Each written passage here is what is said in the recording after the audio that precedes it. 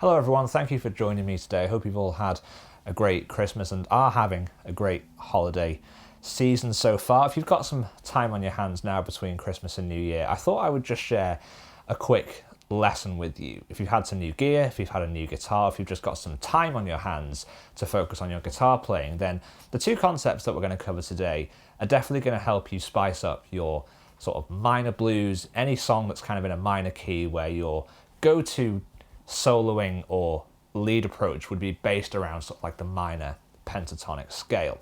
So let's grab a guitar, grab a hot beverage or cold of your choice, and yeah, let me show you these really cool concepts. And it's coffee for me today, in case you're wondering.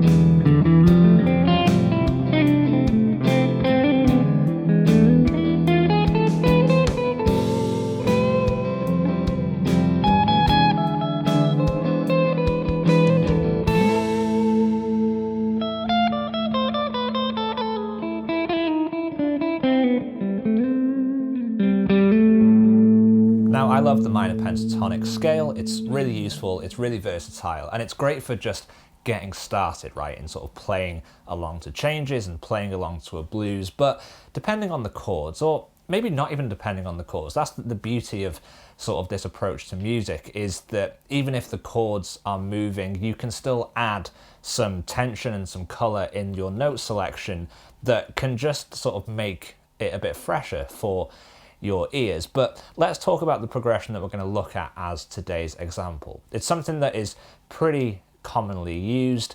You can adapt this however you like. We're going to do it in the key of A minor because I think that's a pretty good starting point. And the chords that we're looking at are A minor 7 to a D minor 7, and then we've got an F major 7 to an E7. And it doesn't really matter where you play those shapes, so you could play F major 7 here, you could play F major 7 here, you could play F major 7 here. You know, all really good options, and it's good to know them in a few different places because then when you're soloing, there's some target notes there and some patterns and some scale shapes that are going to easily kind of map out or cover those positions on the fretboard. So what are these kind of two concepts that we're going to focus on? Well, these are just things that immediately kind of add that freshness to my playing that I really enjoy. The first is just targeting one specific note that you might not necessarily begin a phrase on or end a phrase on. You'll probably pass through it during your minor pentatonic playing, but there's a lot of power that can be done from starting a phrase, or I guess basing a whole phrase around one single note. And that note is the 9th interval of your scale. So all we're going to do is we're going to take our minor pentatonic scale in A minor, so starting on A. So we've got A, B, C, D, E, G, and then back to A for the root. And the 9th interval, so if you've ever heard of like an A minor 9 chord or any sort of 9 number after a note, then that's the note that we're going to be targeting basically in this first approach. Now, an interesting fact, if you don't know, if you want to find that note quickly without having to sort of count up 9 intervals of your scale, is that the 9th is the exact same note as the 2nd. So if you just go, if we're in a minor key, if you go a whole tone above your root, so in this example it would be B, that is the interval that we're going to be targeting. So you want to be able to pick up that note in various different places along the neck and in the scale. So we've got here, we've got here,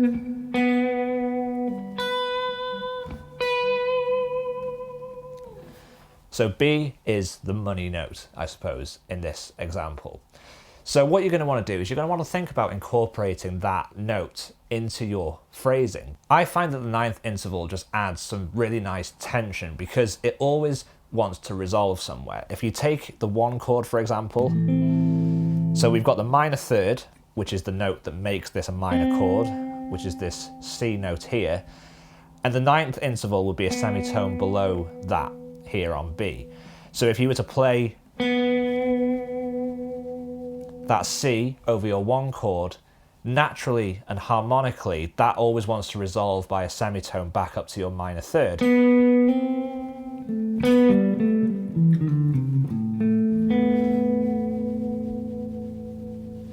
That's why the ninth interval is so great to start a phrase with over a one chord, because it naturally wants to resolve. So as you progress through your phrase and through that passage of playing, you're going to create some really nice resolution, which is always just great and pleasing to the ear. And that ninth interval always works really well over that turnaround section, going from the F major 7 to the E7. Because if we look at where the B note is in relation to those two chords, so over the F major 7,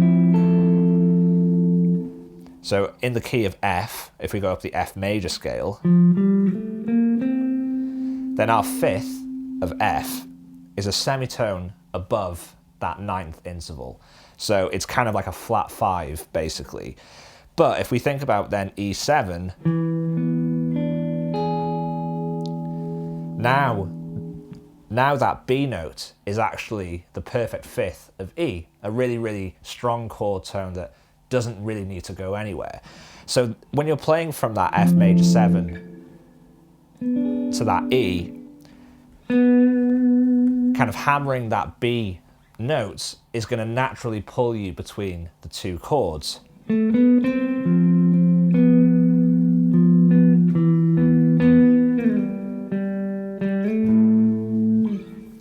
So now I'll just show you a couple of really nice sort of phrases, and I'll pick out a couple of things from the little performance piece that I put at the start of this video, just so you can understand how these ninth intervals can be built into a phrase that's all based around the minor pentatonic scale, because that's always going to be the starting point with all of this. I'm just adding these notes to the basic scale that everybody already pretty much knows and loves. So I started off that solo by playing a phrase, something along these lines.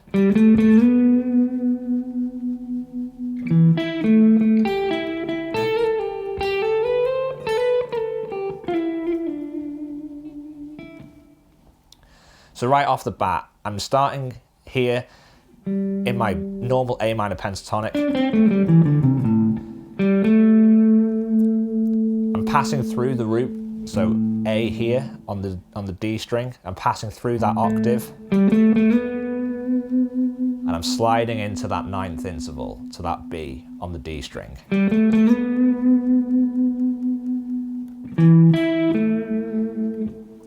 And I'm doing some string skipping here. It's again just a little technique that I like to incorporate. It just adds some nice movement, a little bit of interest. It makes your ear kind of like jump around a little bit. So I find that quite nice. So all I'm doing here, if you picture kind of like your E chord shape, I suppose, that I'm just hitting the octaves.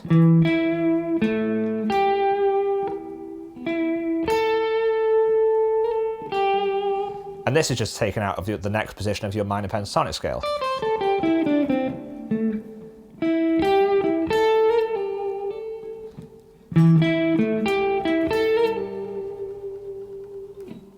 Another cool lick or concept incorporating the ninth is pedaling off of this position of playing that B note here on the G string on the 4th fret.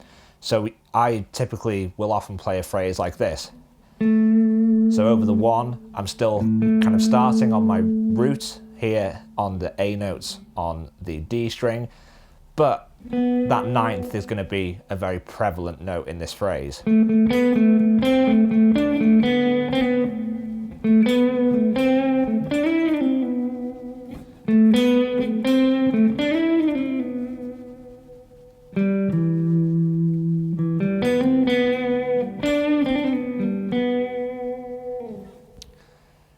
And you can do that then an octave higher by incorporating the next B notes here on the 7th fret. So we can go.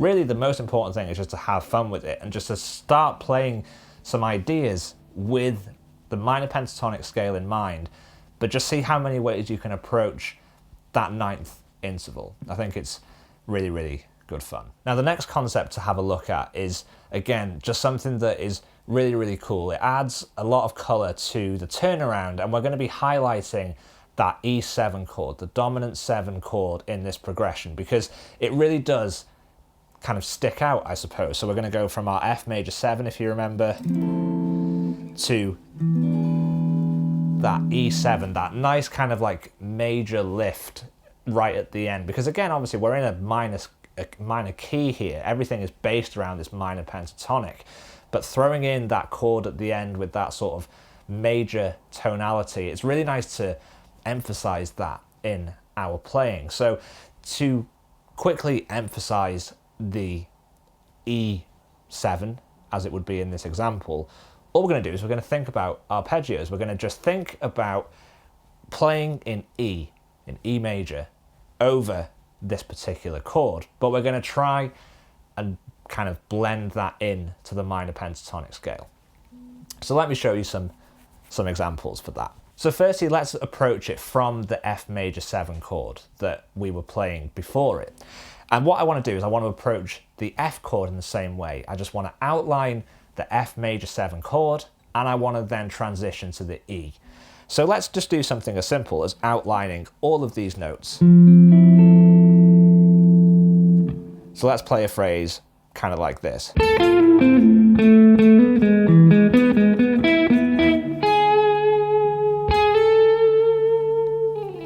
So that sounds really melodic, really outside of the minor pentatonic, but all I'm doing is playing the major scale of the F and the E.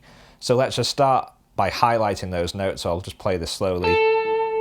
So we're actually starting on the A. So again, a really nice chord tone, a strong chord tone for this key of A minor. So nothing outside here. All I'm doing there is I'm just resolving to the major 3rd of F.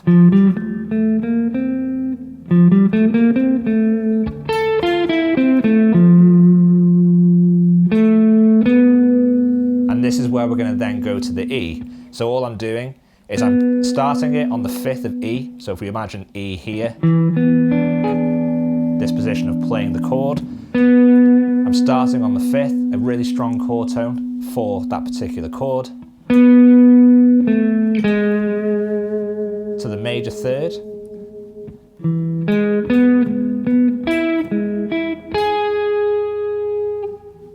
and all that is just an E arpeggio, for lack of a better term. That's the easiest way that I can sort of picture it.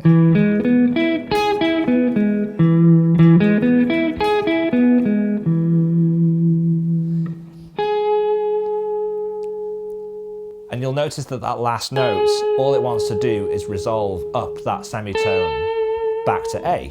So after the turnaround, we're back to our 1, which is A. So that is a really, really nice resolution. This whole kind of approach is just tension and release. So again,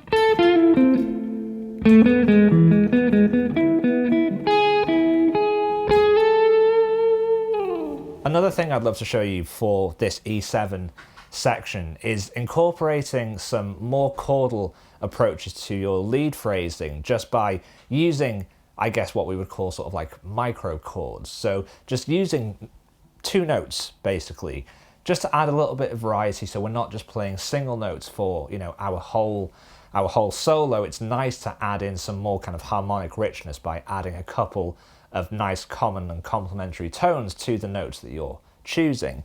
So over this E7, I'm just going to start thinking about the cage system. So if we think about playing E, so not even just E7, let's just think about E for now. And we're going to play out of the caged shape. So it's this shape with our roots here with our little finger on the A string on the 7th fret. And what we're going to do is we're just going to take our two kind of middle fingers. So it's this little chord here. And all we're going to do is we're going to move that chord through all of the intervals in E7. So let me show you first and then I'll break it down.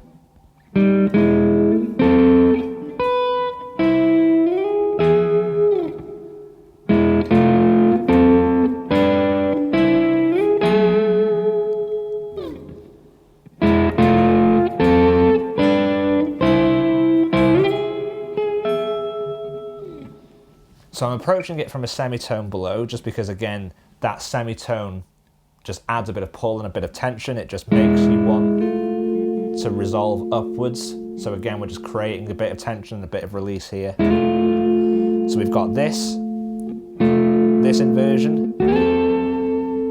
Then we're moving up to the 10th fret. All we're doing is highlighting this kind of E shape here. We've got this shape, which again is incorporating that 9 that we talked about earlier.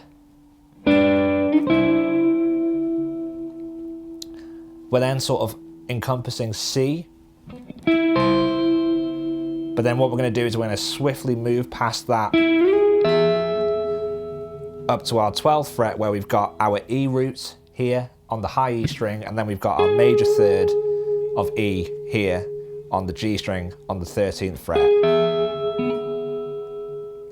So over E7, sorry, over E7, not major 7.